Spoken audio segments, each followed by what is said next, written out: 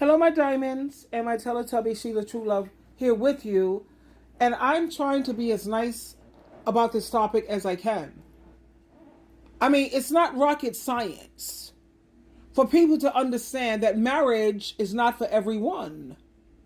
I was just looking at this show, which is one of my favorite shows. The New Adventures of Old Christine.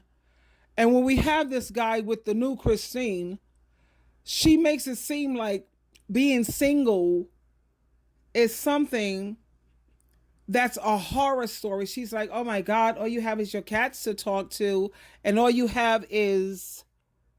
She says that so many people go through their whole life alone, just rattling around their empty houses and talking to their pets and complaining about the president. What planet is this woman on?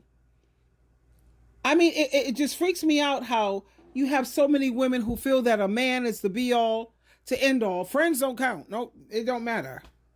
Family, oh no, that means absolutely nothing.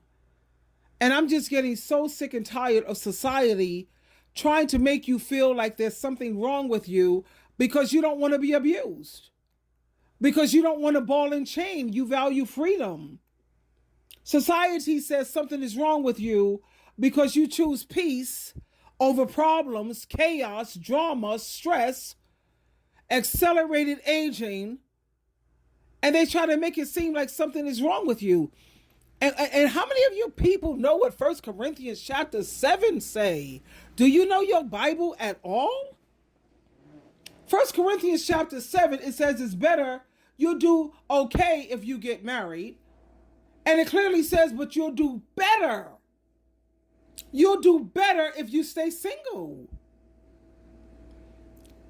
And don't give me this thing that it's not natural, because you know what? What's natural is for a perfect man and a perfect woman to be together. That's natural. Because, men and women being together today, honey, the divorce rate went up from 50% to 60%. And that's not counting the people who are miserable and they just haven't gotten a divorce. And let's combine that with the separation rate. That's at least 30%. Now we got 60. That's like 90% of these marriages are not working. And the 10% that are, half of them are not even happy. And for the women who want to try to pretend like they have such a great marriage, I say, okay, I challenge you this. Hire a private investigator just for 90 days, just 3 months, to follow your husband for the different places that he's going to. Let this man take a lie detector test. And I'm not talking about one of these flimsy lie detector tests. I'm talking about, the ones that they use with the CIA and the FBI. And let's see how faithful this man has been to you. Because all men are not the same when it comes to personality and character. Yeah, I get that part. But they're all the same when it comes to the only way to get along with these men is they want to dominate and control. Read your Bible. Genesis chapter 3 is telling you right there what's wrong. And the only way to get along with men and to sustain these relationships, you're going to have to put up with a lot of abuse. And a lot of women are not signing up for that. No.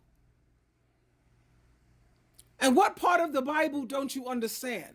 What part don't you get when it says that in the last days, we're living in the last days, men are only going to be seeking out women who are weak-minded and gullible. I'm sorry, is this rocket science for you? What part don't you understand? The only time women are getting along with these men is when everything has to go his way. And the moment things don't go his way, here comes his silent treatment, his abusive behavior. Here comes his not giving you attention. I mean, I see so many women, and correct me if I'm wrong, and I will stand corrected. And I'm a humble person, so I don't mind if you tell me where you're wrong and tell me about your great husband, but don't tell me about no great husband if you haven't had a PI on him and he hasn't had a lie detector test. I don't want to hear about how great your husband is. Because, honey, when you look at Facebook runaway husbands, all of those women for 30 and 40 years, they thought they had a great husband too. And honey, lo and behold, surprise, surprise.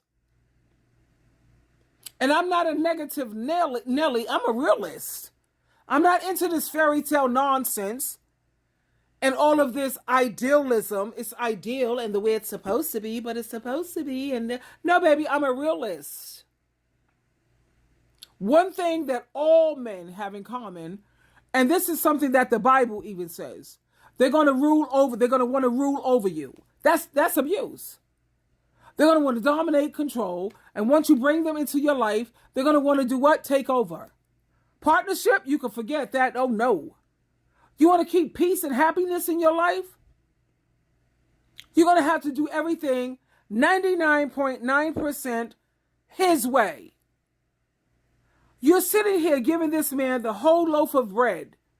You know what he gives you? He'll open up the loaf of bread. He'll take out a slice. And then, you know, the crust part, he'll throw you a piece of the crust off of the bread. You know, those little crusts, little pieces of kindness, a little attention. Why do they do that? Because they can. You permit it. They don't, I told you, my love language is reciprocity. That means that we pour into each other equally. You're not going to sit up here and I'm giving you a whole cake and all you doing is taking off the cake a piece of crumb and you throw me a crumb here and a crumb there of some freaking attention and some kindness. What? No, that don't work for SheilaTruelove. It don't. And like I said, marriage, no. Marriage is for women who like to be abused. Women who love stress because they associate stress with being exciting. That's so exciting. The way I see it, and this is just my opinion, and I'm entitled to it. And like I said, share your opinion. I'm not going to take offense and I'm not going to just like not be your friend anymore because we don't see things eye to eye. That's okay because that's how you grow as a person. No. Marriage today are for women who are weak-minded, gullible, women who are terrified of having to stand on their own because they don't know how to live right and do right on their own. They need some man to tell them, yeah, well, you got to do this. I don't care if you have your bachelor's, your master's, your doctrine. You got a lot of book smarts, but you don't have no common sense. So what good is all this book smarts and all this education when you don't have any common sense? You'll sit up here and put up with someone abusing you, throwing you a crumb every now and again, and you're happy with that? And all of these women who think, who are sitting up here lying, they're liars, talking about how great their marriage is. And that's because they're willing to share a man. They don't tell you about how many times he has cheated and she keeps taking him back. That's the same thing as polyamory, actually. You're sharing a man and you know it because you know that you're with a man that's not faithful. You already know that out the gate. He's cheated. And yet you still reward him constantly. If I were a man, I'm going to keep it real all the way. I wouldn't change either. Because I'm going to give you what you want, baby. You like drama. You like chaos. You like all of this back and forth and all of this nonsense. What? And if I were a good man and I was bringing you peace and I was loyal and I was faithful and you were the only one and I was a do-good type of man, she would be bored out of her mind. She would be bored. They don't stay with these men who cheat because they love them. No, they don't even love themselves. How can you love that man, honey? It's not about love. It's about desperation.